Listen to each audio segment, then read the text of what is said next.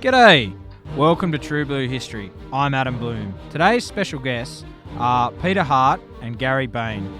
And today we are going to talk about the performance of World War I generals. Hi Pete. Hi Gary. Thanks for joining us on the show. It's an absolute pleasure. Absolute pleasure. We love it, don't we? Your podcast. We never miss one. I've had to get up early for this. I'm just pointing that out. It is a Sunday morning, for Christ's sake. I 9 o'clock is early for you, Gary. I'm retired. I appreciate the sacrifice, the small sacrifice, Gary, of you getting up early. Thanks, mate. Well, Janet's had to give up a lot. I mean, Sunday morning's very special for Janet. Oh, okay, so we're talking about the performance today of World War I generals, and so between Waterloo and World War I, how would you describe the basic roles of British generals? Well, other than tea making, which was obviously a vital role, and buggery. Got to get that in early, if you'll pardon the expression. Other than tea making and buggery, they're basically colonial. The Navy is the real thing. So they're very much the secondary sort of, well, they're just not that important. They're almost like a colonial police force. They are sent out to police the empire. Now, some things like, for instance, India are enormously important to the British Empire. So we have a garrison force there. So there's a whole raft of British generals that are out there. Running that side of the empire, protecting the interests of the empire, whether they should be or not, that's just what happened. And so they are, and also they're sent out on various expeditions to bits of the empire in Africa or somewhere that are being, in our terms, naughty. In their terms, fighting for freedom. But we'd soon put a stop to all that nonsense. So things like Ashantis, the Zulus, people like that are just stamped on before they can be too troublesome. Although they often were pretty troublesome before we stamped on them. So that's and then of course we have the major wars, which were inevitably disasters because we weren't up to speed. So you have the Crimean War and you have the Boer War, or 2 Boer Wars, or 3. How many are there? Never know. So I don't know whether you'd agree with that, Gary. You very rarely agree with me. I think also you'd had from Waterloo, you'd sort of had you were starting to develop the cult of the personality. So you had, great generals. So you had the Wellingtons and the Bluchers and, of course, the Napoleons at Waterloo. But you also had generals like Picton, for example. And I think that's the start of where you're expecting your generals to be more than just leaders of men on the battlefield, and they're becoming icons of the time. Icons? Otherwise, I agree entirely with you, Peter. It's a first. So, how did World War I force generals to adapt to a completely new kind of warfare? What changed? Well, I'm not entirely sure it was a new type of warfare. I think it was a new type of weaponry, which I think is a different thing. Trench warfare had been around for centuries. I don't know what you think, Peter, but I don't think that they were forced to adapt. The British Army, as Peter said, was a very small army at the start of the First World War. I think it consisted of about 5 divisions with 1 cavalry division in spare, wasn't it, Pete? About 6 divisions. Something like that. Whereas the Germans were able to put something like 4 to 5 million men in the field. The French army was also of significant size. So I'm not entirely sure it was a new kind of warfare. It was just on a magnitude that hadn't actually happened before. European armies fighting European armies. I think that was the first. And I think we've mentioned this before in conversation amongst ourselves, but if you look at the way we set up at things like Mons and Le Cateau, it's almost recognized. Someone like Wellington or Napoleon would almost recognize the tactics. The inability to put artillery in the right place at Le Cateau is very symptomatic.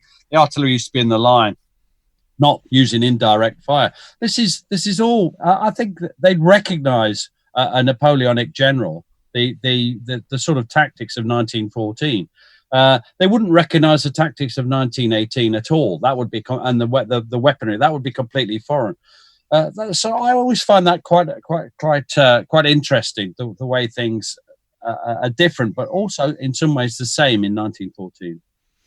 How dare they not sit back and let you do what you want to do? So, if you all sides, the Germans, the Schlieffen Plan, it all comes under pressure the minute you start to have an enemy that is either going to prevent you doing what you want to do or actually force you into reverse. And I think that's what takes adapting to it.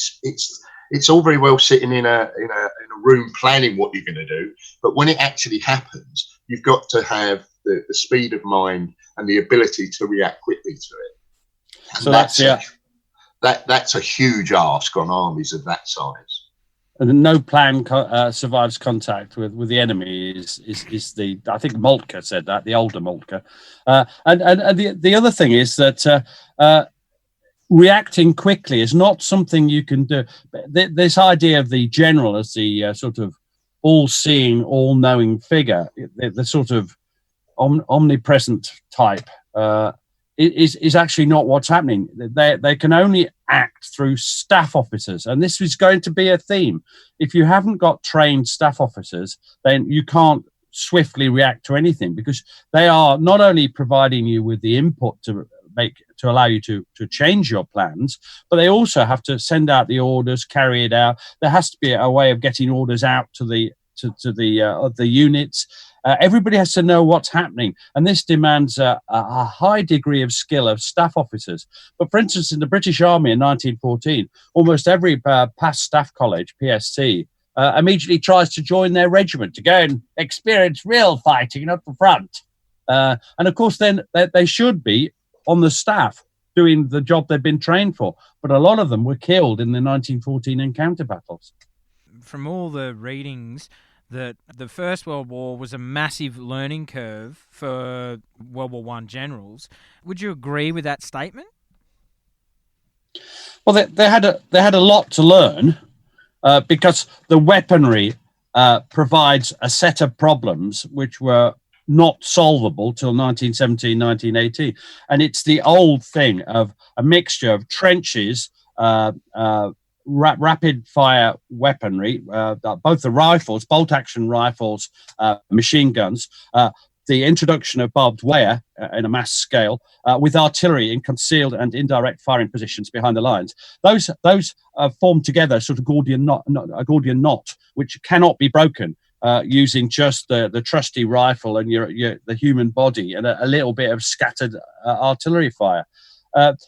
So they have to develop new ways of fighting, and that's going to take a long time. They're not particularly trying to force the old ways of fighting into the new way. It's just that what other way of fighting can they have? I often say this to people, how can you not start a war fighting the last war? Of course you bloody do. You can't magic up what you're going to do. I don't know, Gary, what do you think? Well, I think there were large numbers of casualties. Clearly, everybody knows that. But one of the things that perhaps many people don't know is you have this image in the First World War, and machine guns particularly come to people's minds. But artillery was responsible for more deaths in the Great War than machine gun. Fact. There's also criticism of Hague, for example, Douglas Hague, or Dougie, as I call him, on the basis that he was slow to adopt technology. He was actually the opposite. He in 1912, he was a great proponent of the use of aircraft. But you've got to think about the limitations. Artillery couldn't fire from the map in 1914. It couldn't do it. So it really didn't matter what you wanted to do, although the weapons had advanced massively in the 100 years prior to the First World War, more so in the previous 100 years, you could only do certain things with them. Hence, very quickly it turning into trench warfare, and then the Germans are actually on French soil, so you've got to expel them. What else are you going to do? You're not going to leave them there, and you've got to try to push them back. And I think that There were generals that were slow to learn the lessons. Absolutely. Sir John French, I don't think, comes out of the first year of the war particularly well, or indeed in 1915. So there were massive lessons to be learned, and some of them didn't learn them. But then you need to replace those with people that have shown ability to command in that environment. And Pete's right. If you don't have the staff, it doesn't matter how good you are. If you don't have good staff, it's going to come unstuck. But equally, if you don't have good soldiers, you need good sergeants. You need good corporals. You need good lieutenants and captains. They all need to be, able to deliver their part of the plan. They need to understand what their part of the plan is. And if you've got a citizen army like the British, which went from 250,000 to well over 1 million, pushing 2 million, in a matter of months, you're not going to have those good corporals, sergeants, lieutenants, captains, because it takes years to train people to be able to react under the stress of battle. It's not a normal situation being under artillery fire. Just the noise. An American general said shock and awe during the Iraq conflict. Shock and awe, just the sheer noise is enough to send most ordinary people. You need battle inoculation, to use a very modern term. And you don't get this from nothing. You need to learn the staff skills. There's a lot of people having to learn. It's not just the generals. By focusing entirely on the generals, you're actually missing the point that this is nations at war. The generals are part of it, but they are a small part of it. And we'll discuss the sort of roller coaster of weaponry and tactics perhaps later in this podcast, how things change. You often read, Pete and Gary, you often read that generals, they're often blamed for the huge losses of men, that their leadership was incompetent, and sometimes it's said that the infantry were led by donkeys. That's a famous quote that always gets rolled out. What are your thoughts on the competence of generals? Well, I'll start with Sir John French, if I may, because, I've mentioned him already. Now, he commanded the army from August 1914 through to December 1915, and he was, in effect, forced to resign. Now, that is largely because of his performance throughout that period, but largely because of the losses suffered at Lucato, and the fact that he completely lost it afterwards. The French certainly thought that he was looking to retire and withdraw the British Army completely, and Kitchener had to stiffen his resolve at that time. But he was incapable of working with what I would have called at TfL his stakeholders. So that was the allies that he was working with, that was the politicians that he was having to work with, and he was completely incapable of that. And in my view, which is a personal view, which came up when we were doing the Chateau battle for the podcast, he didn't show leadership at all at that point. And Smith Dorrien, who was the commander of the Second Army, showed far more leadership, in my view, at that time than the commander-in-chief. And then, again, I think we'll come on to this later. What's the role of the commander-in-chief? It's like the chief executive, as Pete puts it, of a corporation. He didn't do that. He was not visible. He was not in contact with his commanders. And I think his performance, certainly in 1915, deserved his fate. Yeah, it's very much a case. People often say that Hague manoeuvred to get rid of Sir John French. In actual fact, Hague did. But so did everybody else. It's a bit like Murder on the Orient Express. Spoiler alert, Gary. It's everybody kills him. He's stabbed, poisoned, strangled, and interfered with in a most appalling manner. I thought he just resigned. I didn't know that happened to him. And Sir John French was generally regarded by politicians, the king, his fellow generals, newspaper proprietors, as his time to come. It wasn't just Le Cateau. That was symptomatic. And that's where you first really see him not providing his function. But throughout 1914 into 15, I mean, it's typical of the man that he does for Smith Dorrien. So Smith Dorrien is sacked because of Sir John French's intrigues. He's not a I mean, if you want a donkey general, that's him. But the others were not donkeys. Many of them were extremely bright. And I always say, if you think that Hague's a fool, then read his diaries, read his correspondence. He's a clear thinking. He may not have been too good at expressing himself verbally, although people over-exaggerate that as a joke. But he's a very clear-thinking man. And a lot of the generals, when you read their correspondence, they may be making mistakes, but they've often got reasons and logic. They can argue their case. They're not incompetent. They're not stupid for the most part. Many of them were good generals. And I've on both sides, there are examples of bad generals, but they're often things like Cardona, the Italian, and Conrad, the Austrian. Those generals seem to be lacking. But here I want to just put in a thing. We're British historians. We don't actually know much about Cardona and Conrad, and I hear I'm just following the same sort of thing, just sort of lashing out at people. I'd like to see some real investigation. And there are people now working very hard on the Austro-Hungarian front, looking at the Italian generals, looking at the Austro-Hungarian generals. So I view them as these generals had been brave men. They had fought as young men in the Boer War and British colonial wars. They demonstrated leadership and courage in the past. And I think that they're lions led by lions. I think most of the British generals are fine. And Smith Dorrien, for example, was one of the few to escape from Islandwana, just prior to Rorke's Drift. Magnificently escaping, as I think it's put in his biography. And you've got to think about the politics of this. Hague, for example, throughout most of the 1920s, was held in high esteem by not only the country, but by the men that he led. And then, after his death, you've got the machinations of the politicians, Lloyd George particularly, who didn't like Hague, and Hague didn't like him. And surprise, surprise, Lloyd George did a pretty good hatchet job on Hague. And then, of course, you've got the revisionists going into the 60s and Oh, What a Lovely War, which is a fantastic film. It is a good film, but is it right? It's a better play. I'm too young to have seen the play. I don't think it's been shown since 1980 when I was a lad. So, you've got to look at the performance of the generals in the round. Ludendorff, mad as a bag of frogs.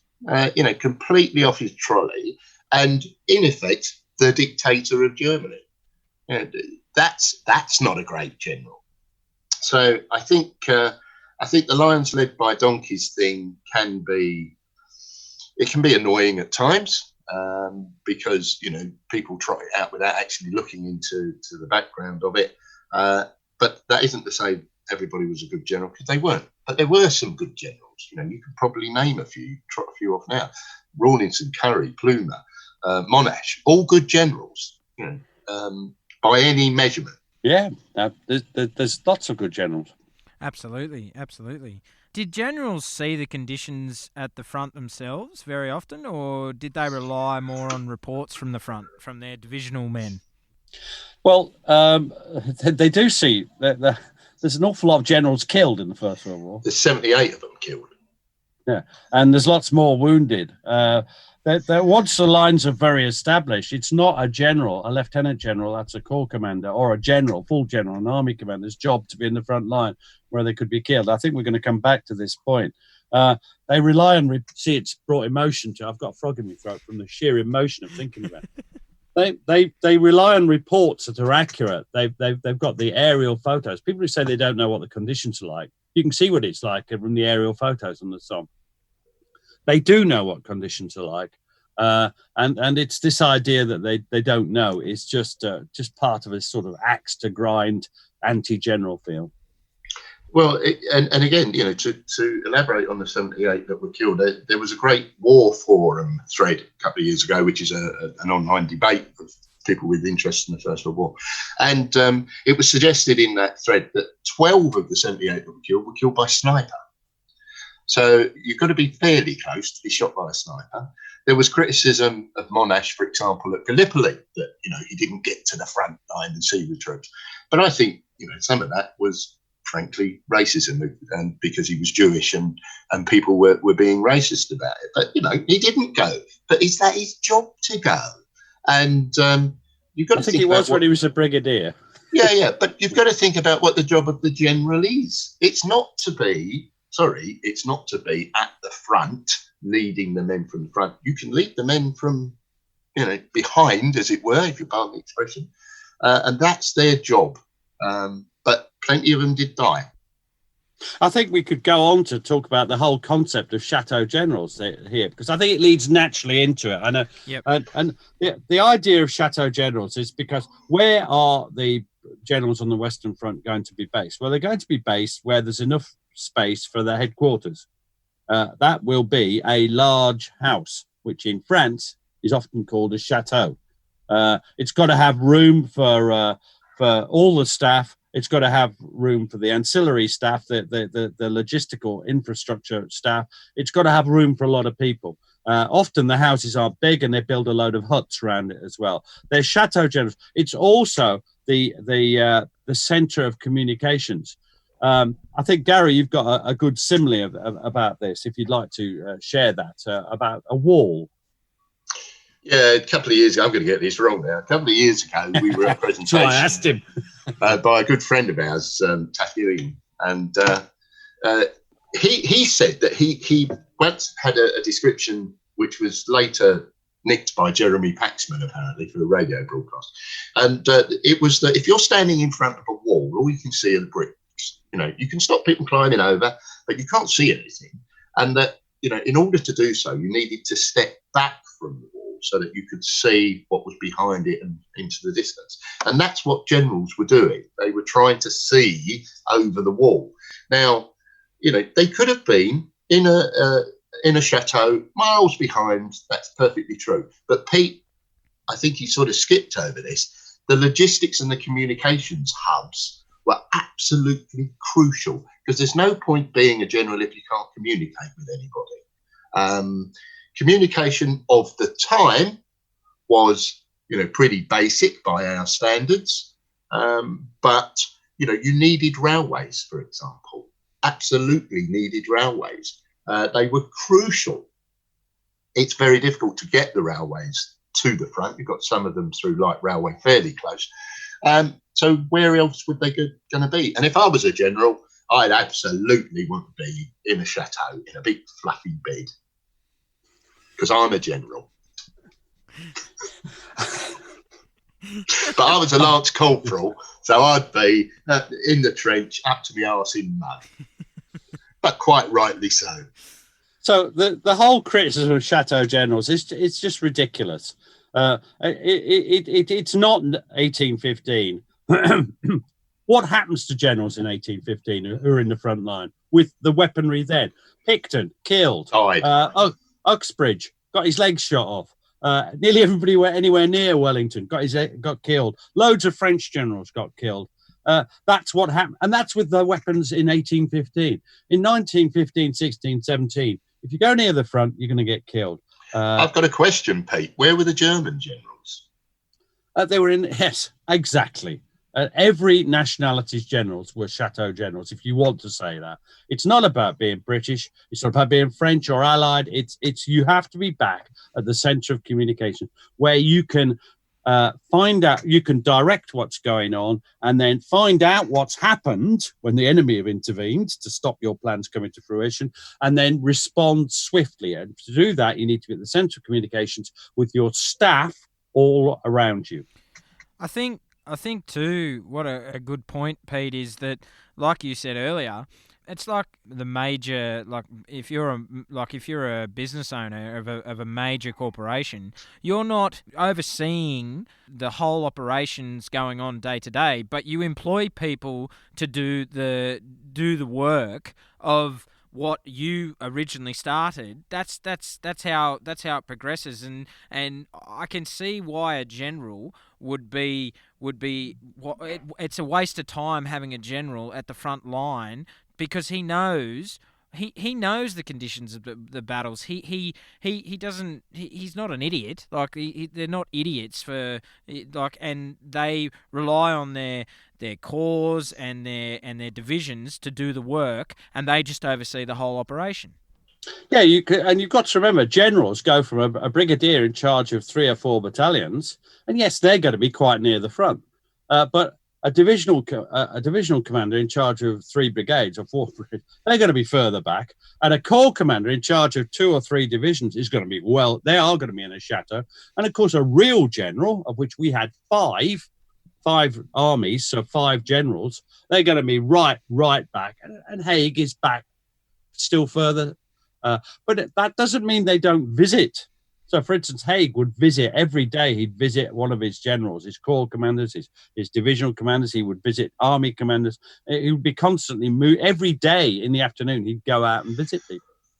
I think at this point it's worth making a point that you make very often, Pete, and I'm going to paraphrase, so I may well get this wrong. But Hague, the size of the army of which Hague was commander-in-chief, is the biggest army that one man has ever commanded. I mean, even the Second World War. Sorry, yes, British. I'm excluding our American cousins. But the Second World War, Montgomery didn't command an army anywhere near as big as Hague's. So you've got to appreciate what it gets back to roles. What was his role? And you wouldn't expect Hague to be in a dugout standing next to a sergeant whilst repelling the Germans. Of course you wouldn't. So you've got to think about that. But you do have, some very, very, very good generals who are good at their roles. I'm sure we'll come on to Monash later. A very, very, very good corps commander general. Very good. Absolutely. But, and that was the role he was best at, arguably. Well, you wouldn't want him anywhere near, losing his life at the front in a futile gesture of bravery. Of course you wouldn't.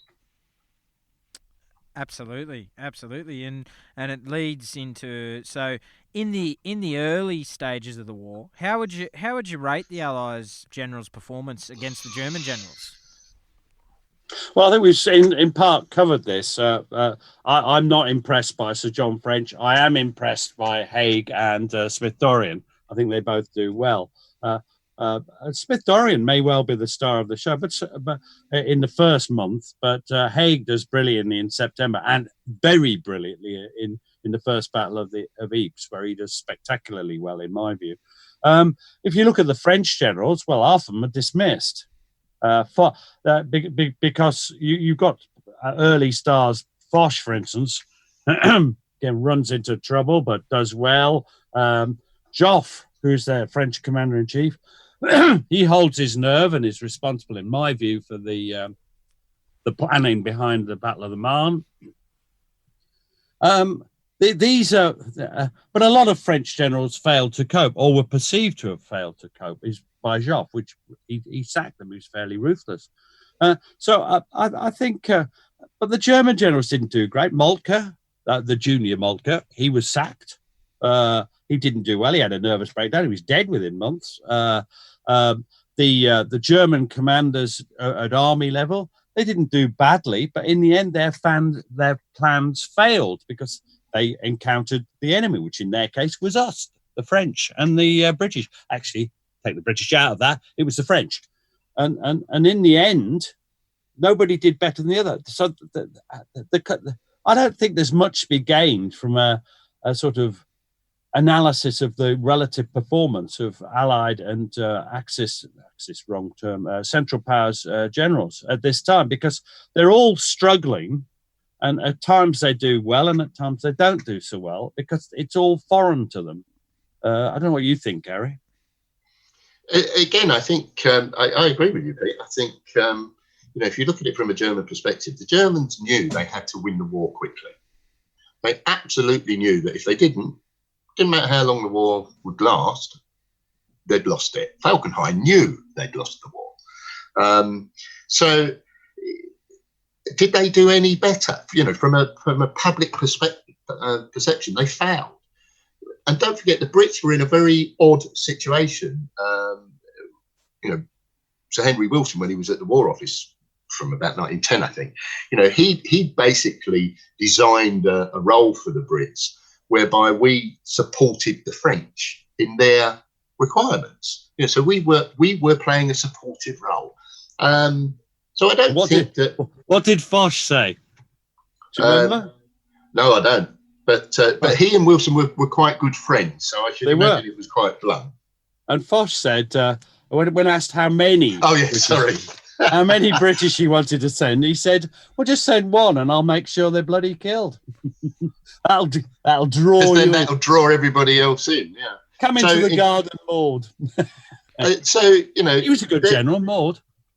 There are some generals that come out of it well, on all sides, but arguably, certainly in the early parts of the war, they were all failing. All struggling. Nobody was delivering exactly what the politicians required of them.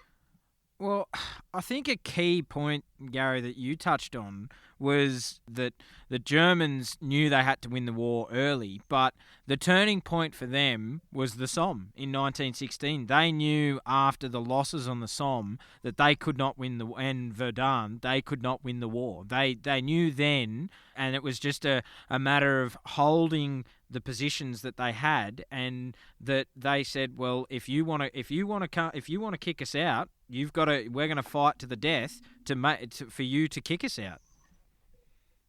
Well, I would argue even earlier. I would argue they knew after the Marne, because the French certainly stopped the Germans. And you're right. They had large parts of the country that they occupied, and quite a lot of it the industrial heartland of France. So it was painful for the French. And from a German perspective, they were probably right to think, well, we're going to be difficult to be expelled, but they knew they'd lost, because the whole basis, whether the Schlieffen plan was a real written down plan or not, the whole basis of their plan was to win quickly, and they couldn't.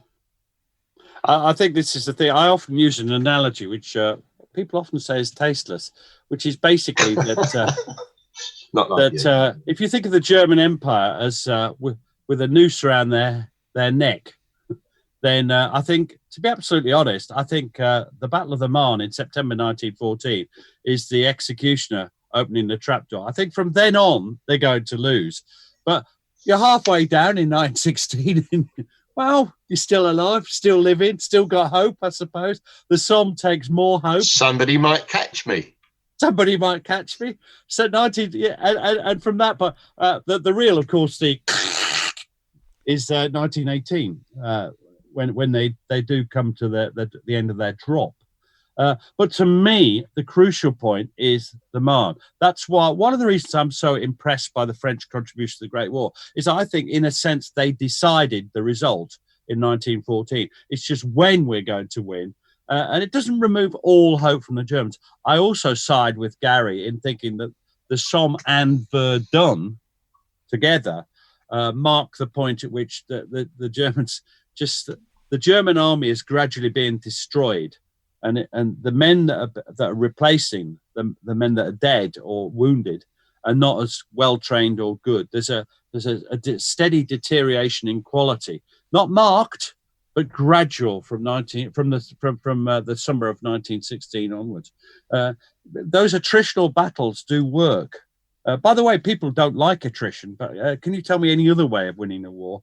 The way of winning a war has always been you engage in a firefight until you've won the firefight, and then you can attack and defeat the enemy. Well, the firefight, and this is an analogy that's often used by Hague as well, after the war, the firefight is the 4 years on the Western Front slamming into each other on the Western Front until one side has superiority. But there is no easy way. And it's politicians who look for an easy way. Oh, let's go to Gallipoli. Oh, let's go to Italy. Oh, let's go to Salonika. Oh, let's go to Palestine. And all that does is kill lots more people. But it doesn't help defeat the main enemy on the main front.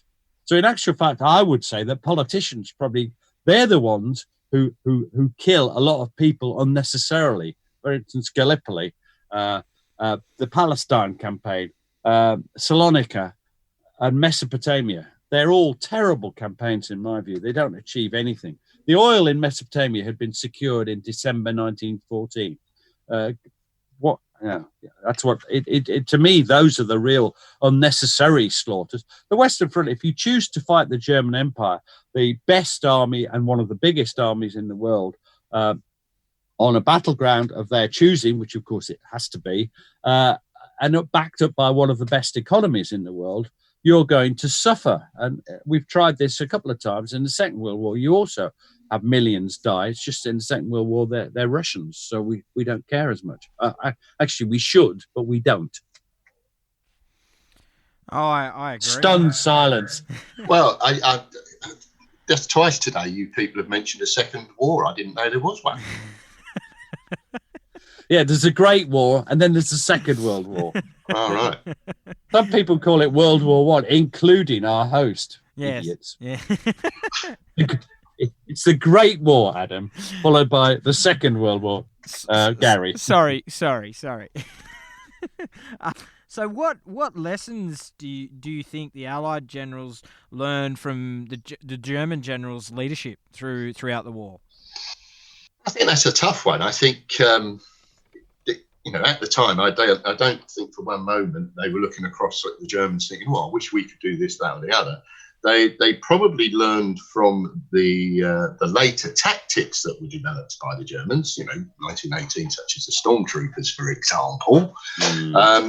But they were all trying to develop tactics to deal with the trenches. Pete mentioned 1918 tactics are very, very different from those in 1914 because the weaponry is deployed differently. You had the all-arms battle, for example, in 1918.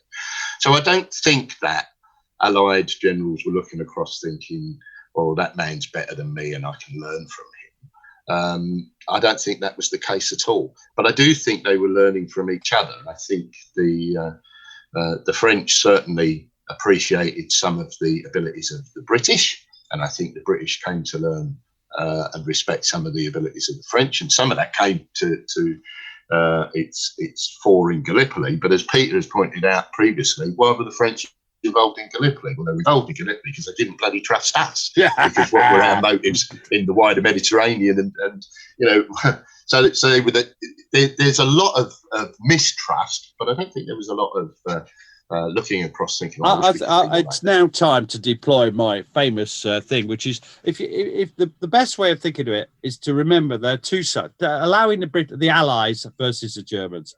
And on the Western Front, think of it as two big dippers running side by side.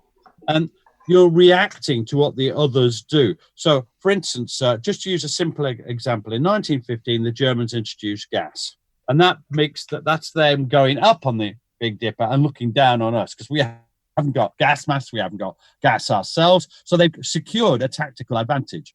But then we get gas masks and we develop our own gas. Then the Germans really get good at gas shells. Well, we don't get gas shells for quite a while longer, so they're still up. And then they invent mustard gas and they go a bit further. But simultaneously, we are developing things like a full-scale barrage. So the Germans put in 2 lines of trenches, and then by the time we got the Somme, we've developed massive barrages, the French and us, and so they bring in two or three trench systems of 3 lines. They bring in redoubts, more barbed wire, but then we bring in the creeping barrage around about 1916 as well. So they react by putting their machine guns in shell holes to fort, and they react in different ways. We develop tanks. Well, that's a big up for us, is it? Sorry, I must keep my skepticism of tanks. But the tanks are a useful adjunct, and the Germans have to respond. So I much more see it as the two big dippers running side by side, reacting to each other, not copying, but almost they've done that. How are we going to answer that? It's not a learning curve where you go, oh, I've learned this. What works on Tuesday will not work on Friday because the Germans will have done something. They'll have dug another line of trenches or put in deep dugouts. That's a response to artillery fire, massed artillery fire. So both sides are continually mutating. Both sides are responding to each other until the Allied, or in particular the British, development of the all-arms battle in 1918, which the Germans have no answer to, partly because they've run to the end of their rope. They haven't got the resources to actually respond in time. They've left things like tanks too late. You can't just think, oh, I'd like some tanks now. You have to have the... Gary? Well, I was going to say... We've mentioned this previously in podcasts when we covered the air war, 1914, 1915. The technology gives the opposition an advantage for a period of time. And as Pete's saying, the developments on the battlefield are giving an advantage for a period of time. So I think the analogy is a good one, but I would have the roller coasters are slightly behind for a period and they're catching up. And then when they catch up, they sometimes go ahead. That's not the generals. That's the development of technology. That's the politicians. That's the scientists. That's all of the support staff. That's good staff. That's everybody working together to enable that.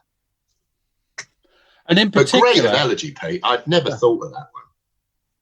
I think it was a chap called George Webster who developed the fact there was twin. They're next to each other, responding to each other. That's a great analogy. And you've got to give him credit for that.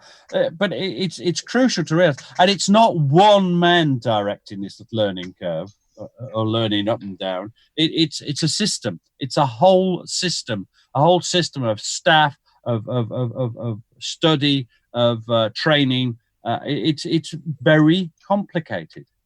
So that's how I feel about it. So, we've mentioned earlier General Hague. He was the commander-in-the-chief of the whole of the Allied armies. So British, BEF. What did his job involve? Well, Gary mentioned it. I mean, he's the commander-in-chief. He's in charge of 5 armies. He is like Gary was when he was in Transport for London. He's a sort of Machiavellian. No, not Machiavellian. He's a sort of directing, controlling figure. What he did was provide direction. He's not in charge of tactics by that. He's not in charge. In some ways, and Gary makes this point better than I do. He's dealing with 5 generals and providing them with direction. He's providing direction for the staff. But he's also, and this is where Gary excels, he's also dealing with. And this is what people like Eisenhower didn't have to deal with. He's having to deal with Montgomery. I do apologize. He's having to deal with foreigners, in this case the French, who can be difficult, as we're about to find out during the harmony of Brexit. The French can be very difficult if they want to be. And Hague had to deal with them. And he had to deal with British politicians.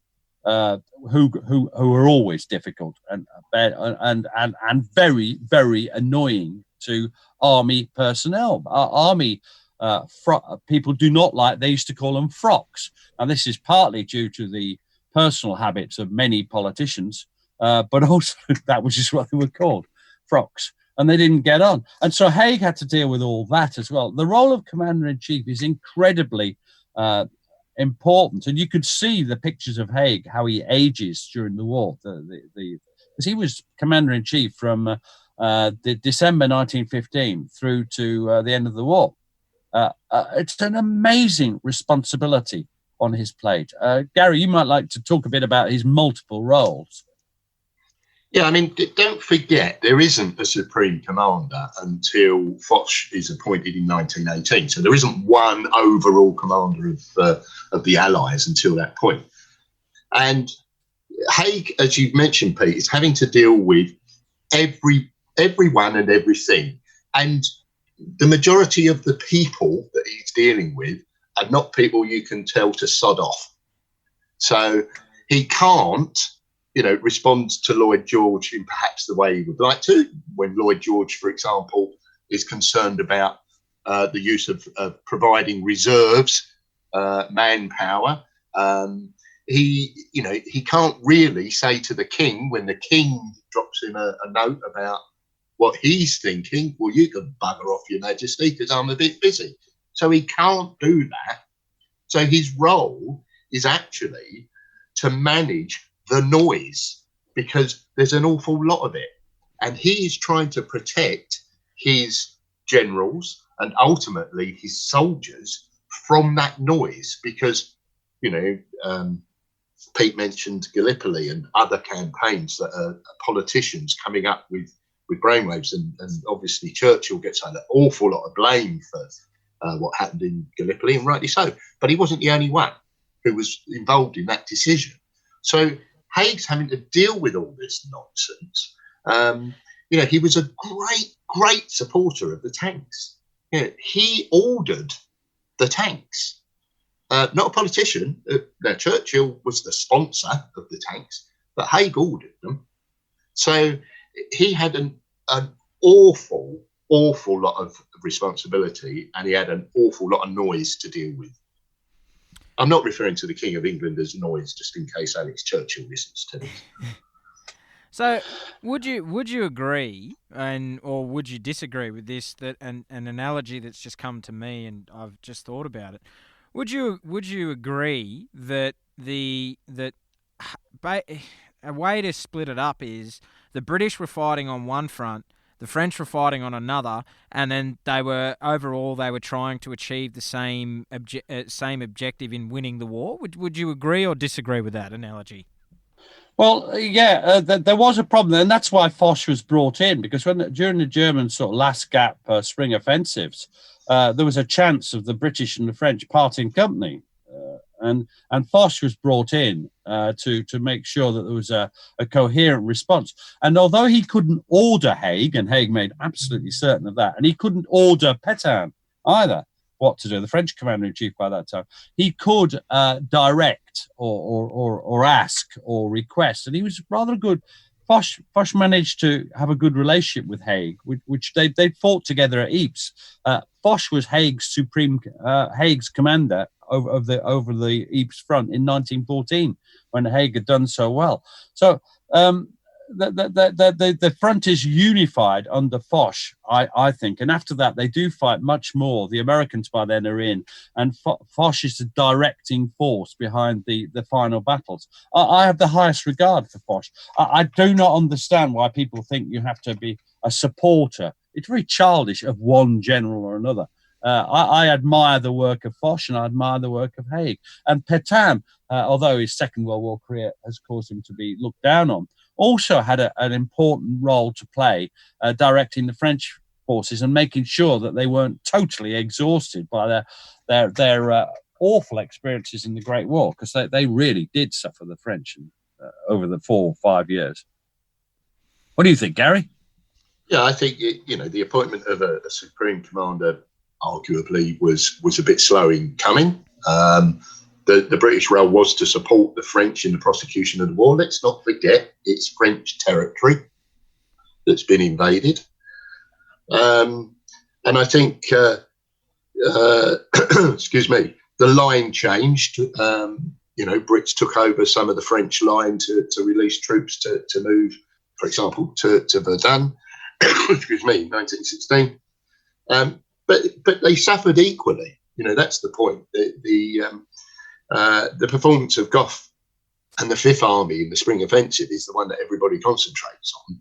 But actually, following the Spring Offensive, the French Sixth Army, to his right, equally suffer and fall back.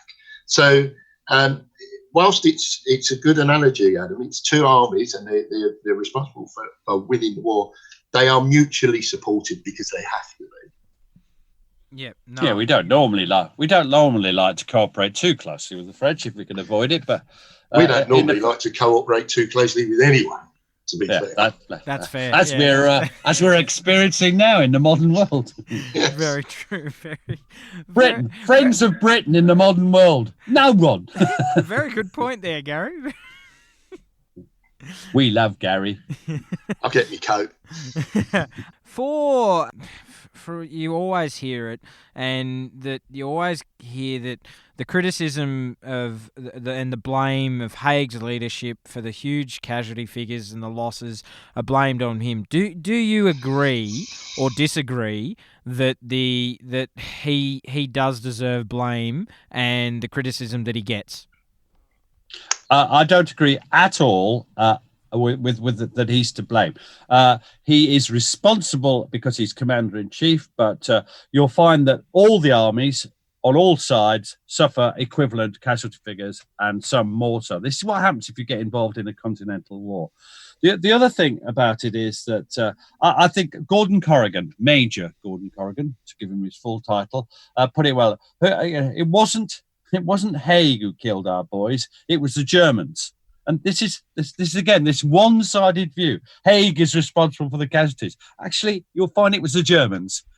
German leadership, German brilliant fighting skills, German because the German army is a lethal organization, as we found in 2 world wars, and I do not blame him at all. And indeed, people forget who was in charge of the winning campaign. And yes, it was Foch, but Foch's able and most committed first lieutenant was Hague. And I think you've got to remember that, you know, for the main part, the Germans were dug in, they were on the defensive. And if you are attacking a good defensive position, you are going to suffer losses. As the Germans found, you know, when they did in spring 1918, go on to the offensive again, they found equally it's difficult to attack a defensive position. I agree. I think, you know, Hague wasn't perfect. God, he was a down, miserable bugger. And sometimes he was a bit obtuse, you know, and he'd follow a path. But as Pete said, he always had a reason. You know, looking from the outside, you think, well, why would you keep doing that? Well, he could justify it. He would stand there and he would have a reason. Plus, he had politicians whispering in his ear, telling him to do this. You know, we've got to attack. We've got to force the Germans back. You know, Ypres has to be held at all costs. Why? You know, why the bloody hell have a salient? Why not straighten the line? The Germans do. You know, so you've got to understand he is responsible. He's absolutely responsible because, you know, he needs a sign on his desk. The buck stops here, because it did. But he didn't kill them. That was the enemy. Absolutely, great point, Gary. Absolutely, and Pete, same for you. Absolutely, it's true. The Germans killed the British and all the Allied Germans. All the Allied soldiers were. And you often hear it too with our generals as well, Australian generals, that we were sent to our death, and you know the generals didn't care. And and that to me is ludicrous, because no general wants to see men that they've trained and put so much time and effort into training, and he doesn't want to see them. He doesn't want to see his whole battalions wiped out, because then he's got to get fresh troops in. He's got to go through all the training again, and then he's got to it's added time to the war for them to then go on and try and win the war. It's ludicrous that you hear, all generals wanted to just send their men to the slaughter. It's absolute ludicrous. And quite rightly, they're defined by their performances in the First World War. That's quite right. But if you look at the work that Hague did after the war, you know, he did a lot to support the men under his command, the British Legion. You know, he was heavily involved in the British Legion. You know, this is an ennobled man by the time he died. He's got a very plain headstone, just like the ones on the Western Front. You know, he spent the rest of his life working for the men that were still suffering as a result of the Great War. But that's a part of his life that doesn't define him. He's defined by what happened in that Great War. And during that war, he didn't get knocked off course. This is the most. I mean, for a top executive of any firm, it's what politicians say. I think Macmillan, it might be apocryphal. Macmillan was asked why he didn't carry out his election manifesto, and he said, "Events, dear boy, events. They knock you off course. You can say, right, we're going to build a crossrail across London. That's a decision that's taken, and then events knock you off. Events, incompetent contract compliance, all that kind of thing. It knocks you off course, and it's the same thing with. Sorry, it's the same. It's the same thing with generals. But Hague doesn't get knocked off course. He carries on supervising, or he doesn't supervise. He puts in place a system and keeps it running that does the work that eventually comes up with the all arms battle, because it's not the creation of one man, one Australian or Canadian general. It is the creation of the British Army and the British Army staff. That's not Hague's creation either. Hague is merely the man who enables it. So would you say that through the 30s, 40s and 50s that Hague was very well respected, and then obviously in the 1960s the memoirs start about him? Is that where you think the criticism, is that where it starts, or is it started earlier than that? Earlier. It starts with Lloyd George. The moment he dies, you can hear the typewriters start, metaphorically. Because he's not there to defend himself. And he dies in, I've forgotten, 27, Gary? 27. He dies in 1927. He's still relatively young. And immediately they start slagging him off. And politicians, his two enemies are Lloyd George and Winston Churchill. Now, I don't care what your politics are, two of the greatest politicians, greatest statesmen, if you like, both appalling tacticians and strategists, but brilliant politicians. The two most influential are probably those two men. What enemies to have. And if you look at Hague's enemies, he has the German Empire, Lloyd George and Churchill. Jesus wept. What? And once he's dead, they go for him. Both Lloyd George and Churchill use a man called Basil Liddell Hart, who was a sort of, he liked to portray himself as the captain who taught generals. He was nothing. He was a journalist. Not an unsuccessful soldier, although he had given credit for his war service. He had served in the war, but an unsuccessful soldier and an unsuccessful journalist, as far as I could see. But he was their researcher, and he carried on the work after Churchill and Lloyd George had gone. Their memoirs were bestsellers, and you still find them in bookshops all over the place, secondhand bookshops all over the place today. And they had an enormous impact.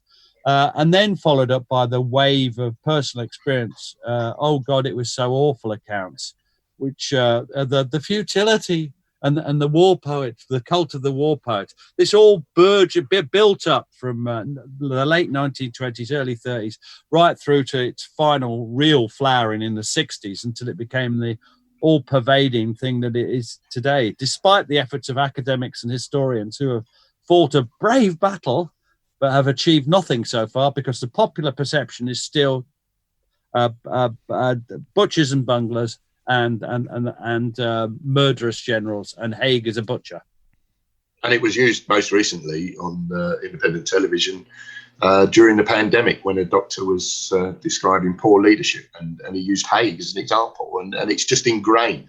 And it comes, you sort of understand what happened in the 60s, because they were, that's where the lost generation, were looking back, if you like, because don't forget, in the 60s, there was still a lot of people that had lived through the First World War, and the poetry and the plays. What a Lovely War was a play, Pete, you're quite right. It's looking back, but none of those people, none of them were Hague, none of them were Monash, none of them were Curry, none of them were Plumer, none of them were Gough. None of them had to make the decisions that those men had to make.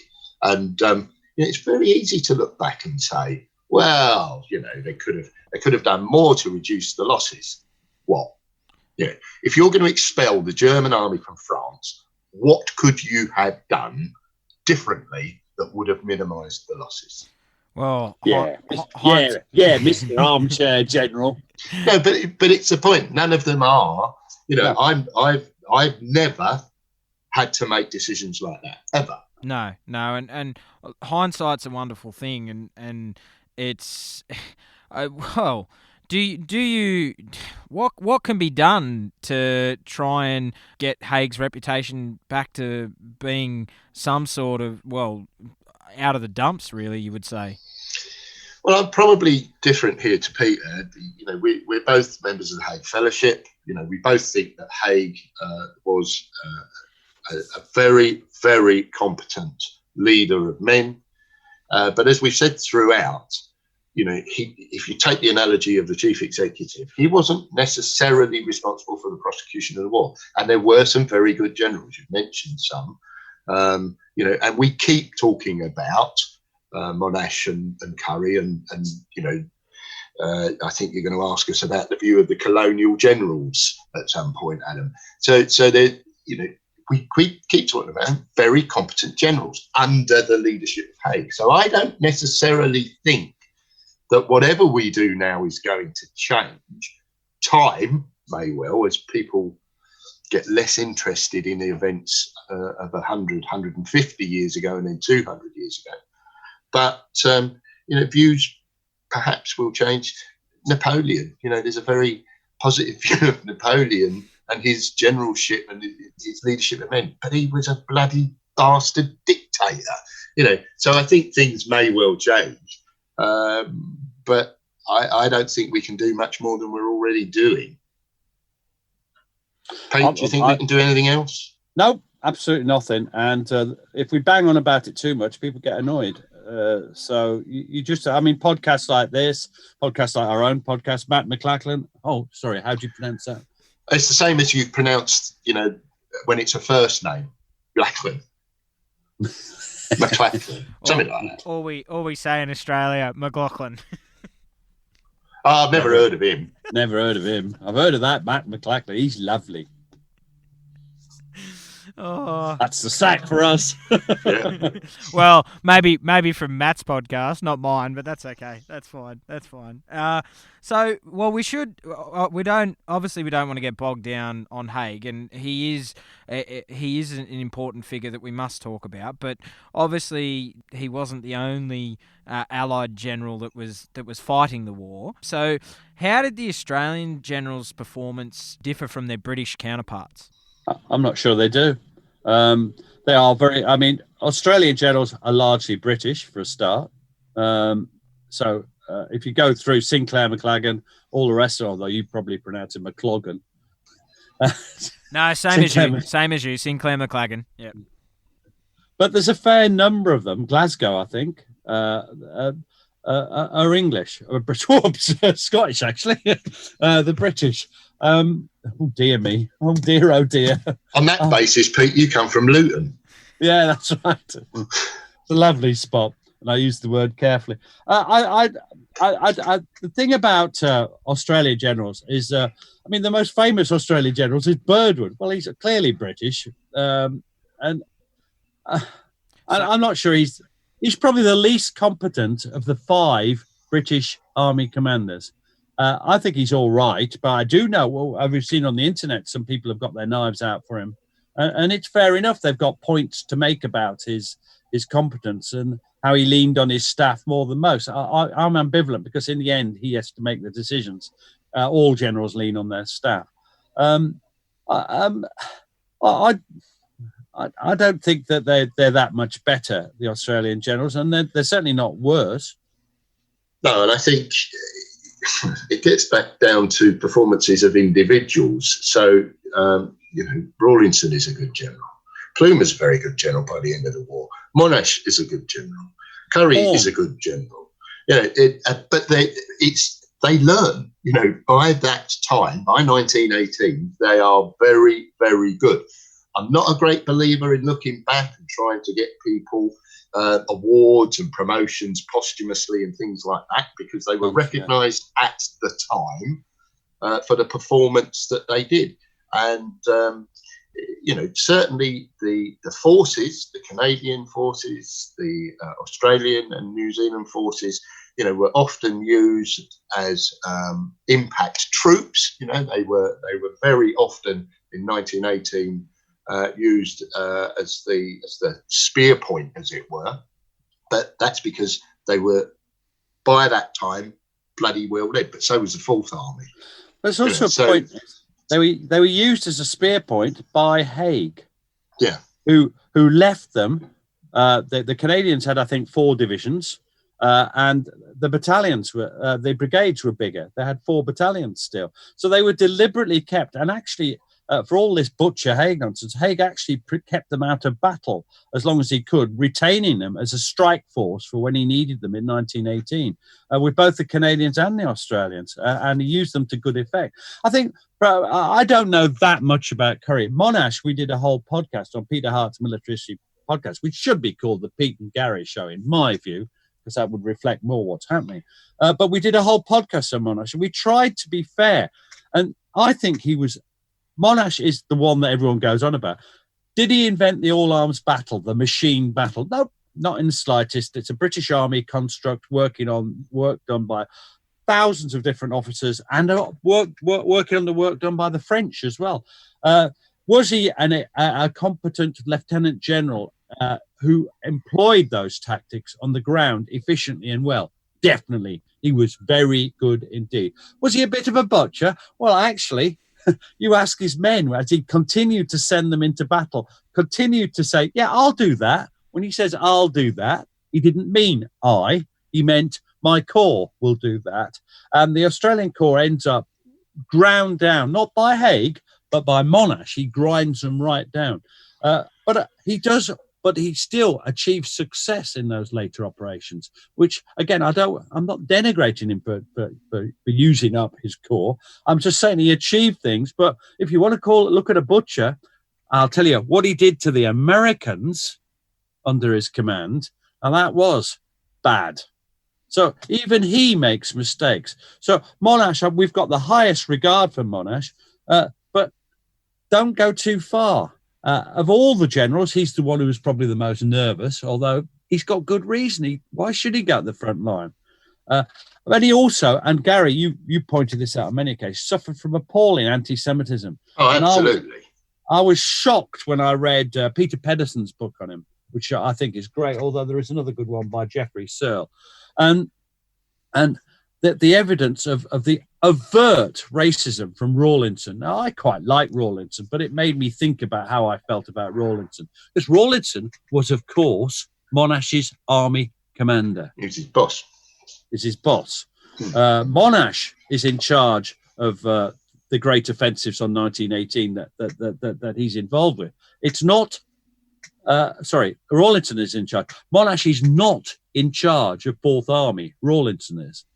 And it's a Fourth Army campaign. The 8th of August is the Fourth Army.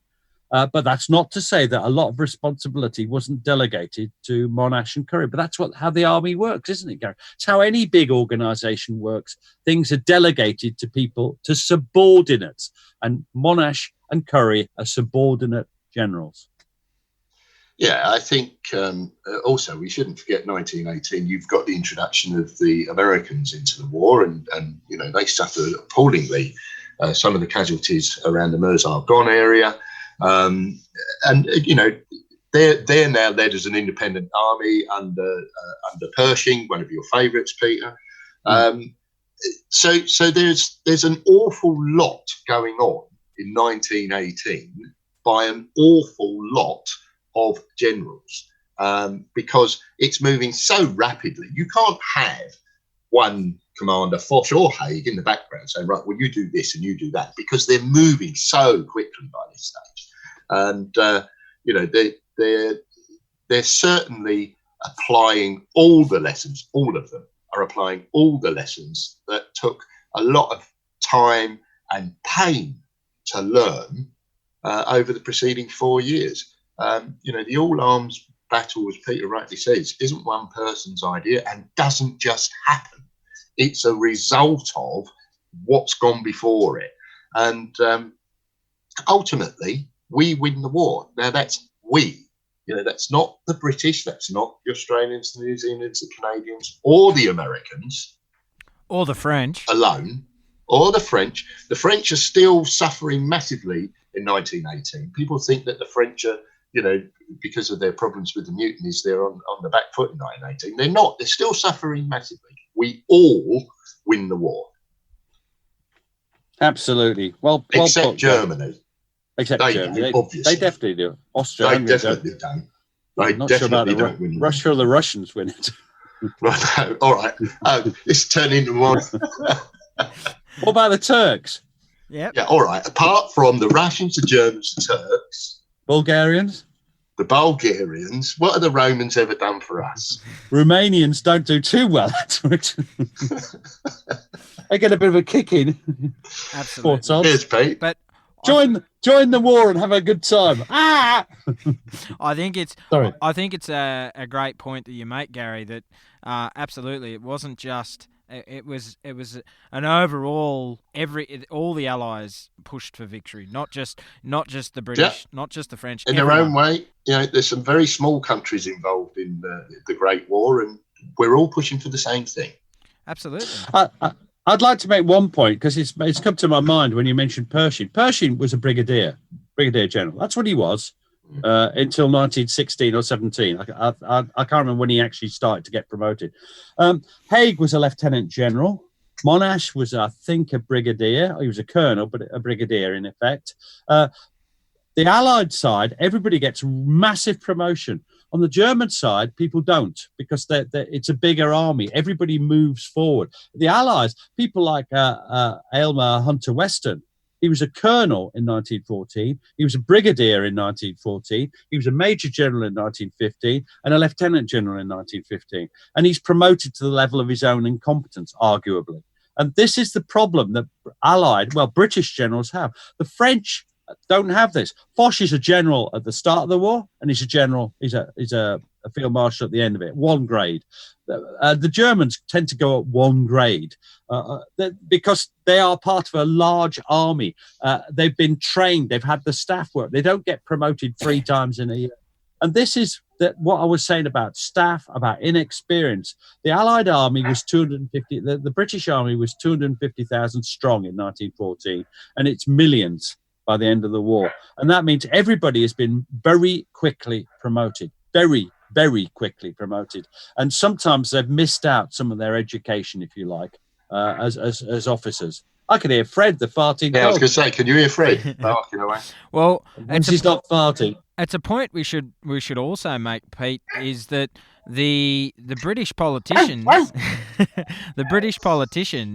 in 1918 thought that the war would continue on into 1919. So if the generals and the men on the ground did an absolutely fantastic job that they won the war in 1918. That because many people thought it would go on into 1919.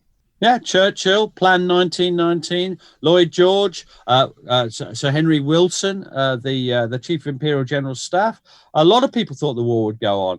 Foch and Hague thought the war could be finished in 18. They also thought it might finish in 1919. They weren't being dogmatic about it, but they pushed to finish it because they knew if they allowed the Germans to time to breathe, the Germans would call up another generation of young lads, and they'd dig more trenches. They'd make more machine guns, and they'd fight them off.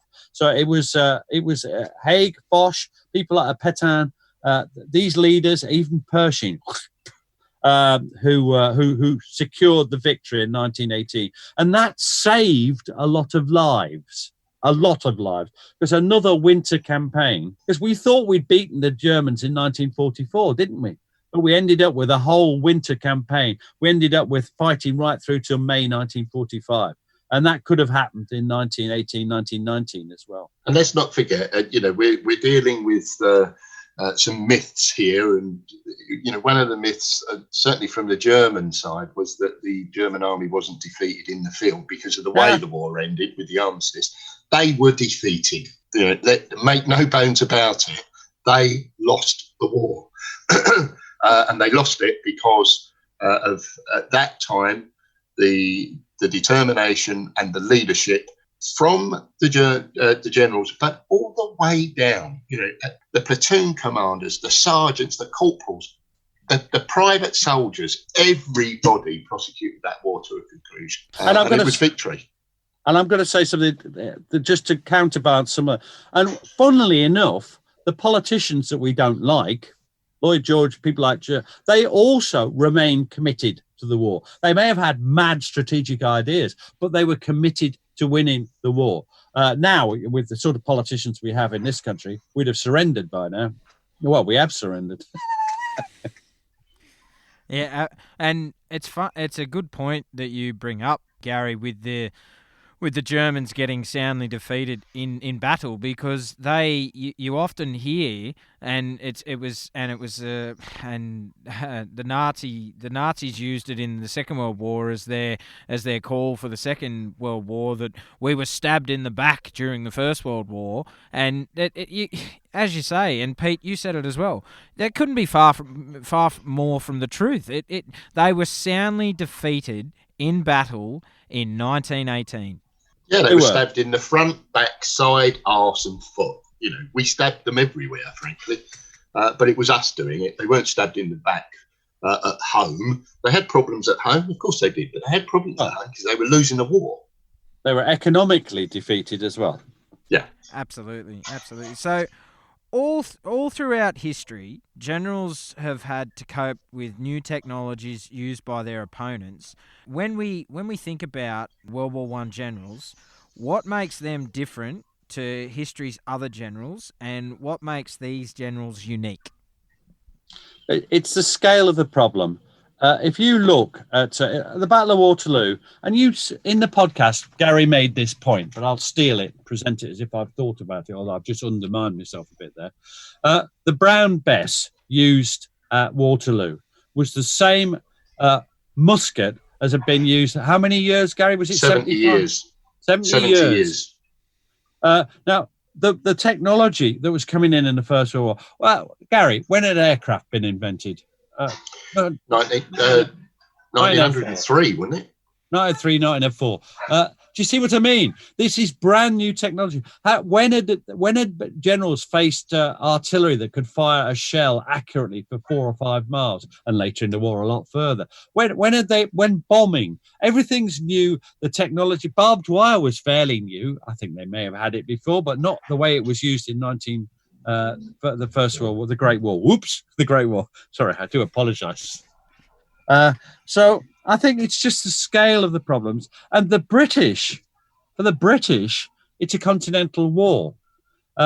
If you look at, say, our last continental war, 1815, Gary, what was the composition of the army that defeated Napoleon?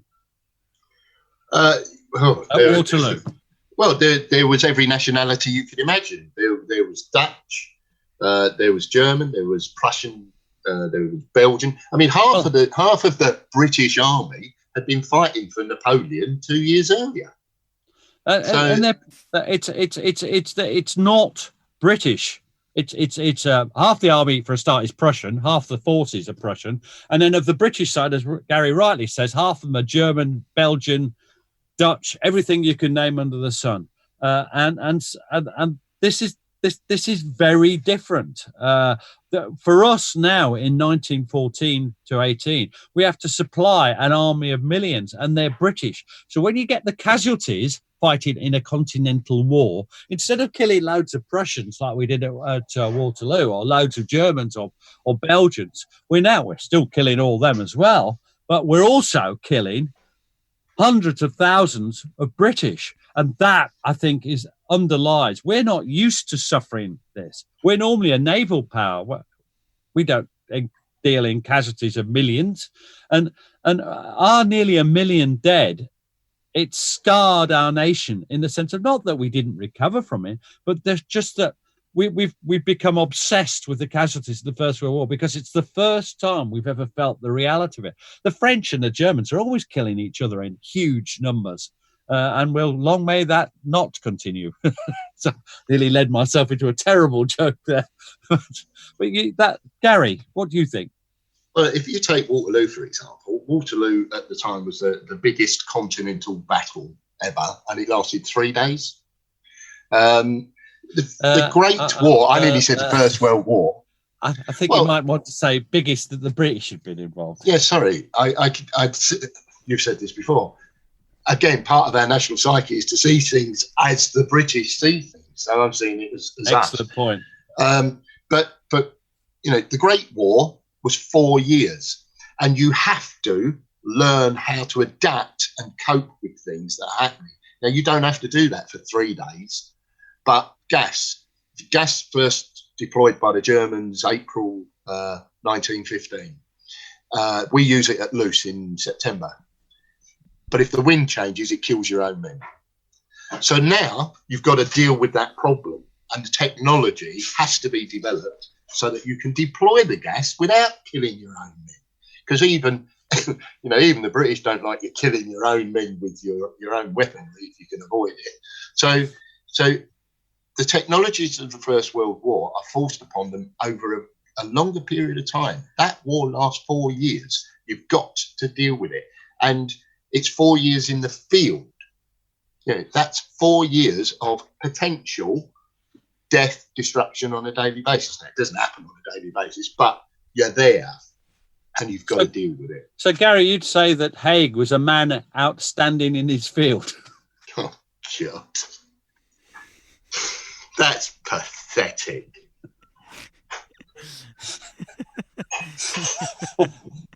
Oh. That's always been my favourite joke. You ought to put a picture of Hague standing in a field so that they could have put the punters could. I don't think Australians will understand that joke. No. Oh no, I'm offended Australians. Yeah. No, that's Pete. You've got me in stitches there. But so easily pleased, Gary.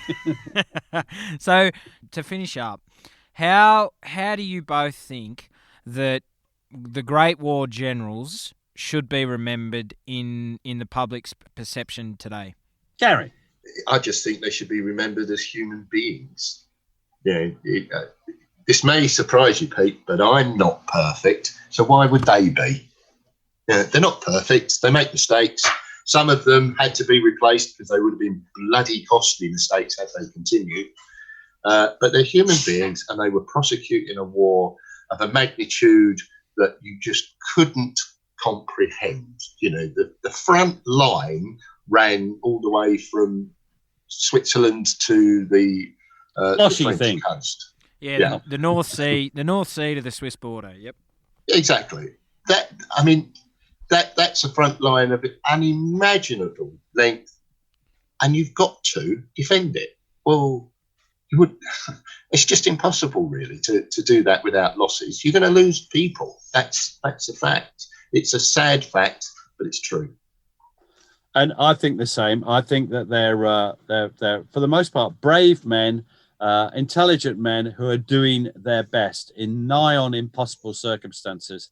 And for the most part, I admire what they achieved. I regret the failures. I regret, of course, the casualties. Everybody regrets the casualties, including, as we mentioned before, including people like Hague, who spent the rest of his life looking after the men who survived, or trying to, represent the interests of the men who survived through the British Legion, which, by the way, he kept from being political, which is a great boon to British society, unlike the Freikorps, for instance, in Germany, which was largely ex-veterans. Ex-veteran service groups can turn nasty. And also, as we're ending the podcast, we mustn't forget the ordinary digger and Tommy. These people, they were ordinary people. They were very often from very different backgrounds, from offices, from factories, and they defeated the German army.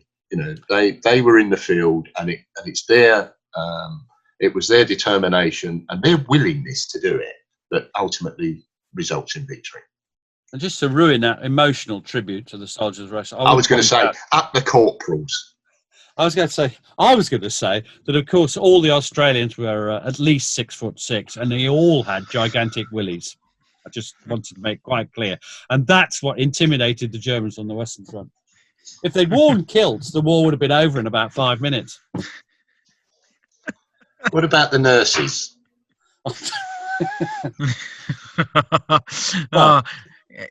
Gary, you had it was a great way to end the podcast. He's ruined it.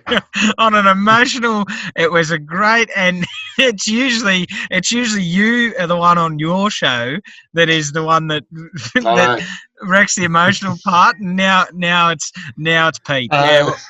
Yeah. Revenge is a dish best served cold. Well, let's not forget the number of nations involved. I mentioned before, some of them very small. You had the Indian nation committed Yep. to the prosecution of the war.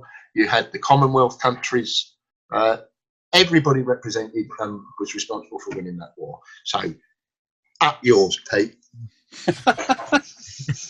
I think we better end before this becomes too abusive. Yeah, I think on that note, Pete and Gary, it's been great to have you on and just delve into the topic. It was a big topic, and Yeah. I'm glad we spoke about it, because I feel that it's a part of the Great War, Pete. That I've even started using the Great War that is overlooked, and I feel I feel that it's criticism that generals get, and it's easy to blame someone, and because they were the one, they're seen in the public's eyes as the ones. Well, they were the men that sent the soldiers to their deaths, so it's easy to blame them. And I thank you both for coming on. Thank you. Cheers, Adam. If I ever dump Pete, I'll give you a call. We can do the Adam and Gary podcast. And I should mention to the listeners too, if you want to listen to Gary and Pete, it's the Gary and Peter Hart Military History Podcast. So thanks, mate. No worries, mate. So yeah, if you want to hear more on Gary and Pete, I recommend jumping on and listening to, it's actually Peter Hart's military history podcast. And on that note, guys, thank you very much, and we'll definitely get you back on the show in the future. Cheers, Adam. Take care. Thanks, Bye, guys. Adam. Thanks for listening. Don't forget to subscribe and leave a review for the podcast.